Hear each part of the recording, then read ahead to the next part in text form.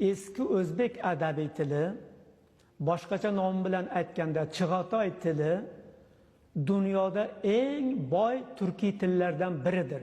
Yoki eng boy turkiy til desak ham bo'ladi.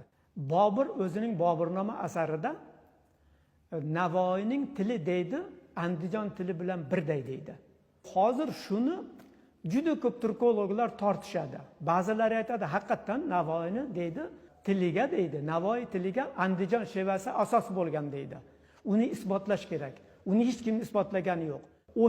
O'sha Navoiy davridagi Andijon shevasi bilan hozirgi Andijon shevasini katta farqi bor.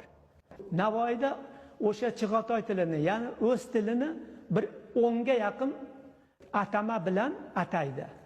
Turkcha, turkiy, turk tili, turk alfozi, turk lafzi, Chag'atoy, ya'ni Chig'atoy lafzi terminini ishlatadi. Bir marta ishlatadi. Bir joyda bor, Mezon lafzonda bor. Chet el universitetlarida ham qiziquvchilarni albatta mana shu tilga o'rgataylik. Bizni dars soatlarini O'zbekistonda ko'paytirilishi kerak Chig'atoy tili haqida. Shuning uchun qisqa qilib aytganda, Chig'atoy tilini o'rganaylik, ko'proq yanada o'rganaylik.